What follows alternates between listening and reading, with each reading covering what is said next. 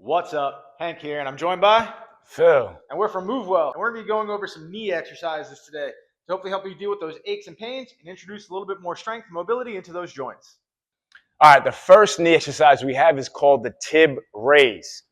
So we're going to stand against the wall, maintaining good posture, nice and tall. We're going to have our feet about 6 inches away from the wall. And what we're going to do is we're simply going to raise our toes off the ground as high as possible and maybe have a 1-second pause at the top just to feel that contraction. Okay, we're going to do this about 15 to 30 times, 2 to 3 sets, in order to feel a nice burn in the shin muscles and the quad muscles. We're going to follow that up with a banded TKE or terminal knee extension. For that, we're going to need a band. We want to make sure our band is attached to something that's not going to move. Give it a nice tug. Make sure you're not going to pull anything at you. And we want to make sure that we're putting this band right behind our knee. So we have the band behind our knee, and now we just want to make sure we back up a little bit, get a little bit of tension on that band.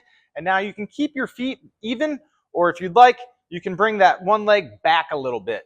And now what we want to do is pop up on those toes, and we're going to drive our heel to the ground and squeeze our glute, trying to push our knee as far back as we can.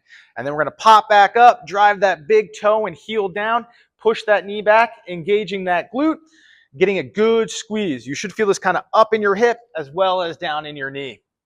And we're just going to do that on both sides, roughly about 15 to 25 times, getting a good flex and a good squeeze, pressing that knee back. Finishing up, we're going to do the ATG split squat. We're going to take a nice long stance. We want to make sure those toes are facing forward and we're keeping our chest up. So now when we're going down, we want to send our hips forward and then drive up through the middle of that front foot. We're keeping our chest up, trying to send that knee way out over those toes. You might feel a little bit of pressure in the front of that knee and a big stretch in the front of that other thigh. And then we're going to drive up to the middle of that front foot. Starting out, take it nice and slow. You don't got to get this deep, this quick. Focus on good form and really trying to get that stretch in your knee and your thigh. Now, if you're having a little bit of difficulty with that ATG split squat, a couple of things that can help. Keeping a wall nearby to help with balance. But even then, if that's a little tough, what we want to do is bring the ground up to us. So we can incorporate a step here, bringing that front foot up on the step. And this will reduce that difficulty as we send our hips forward and really try to get deep into that stretch. You could also, if this is too tough, raise the step up, and you could always keep a chair or a wall or a bench next to you to kind of aid with that balance so you can focus on getting that good proper form. When we're just starting out, good form and good technique is a lot more important than either getting reps or weights. Don't feel bad about using a step or using a wall. When you're trying to do things right, it doesn't hurt to have a little bit of help.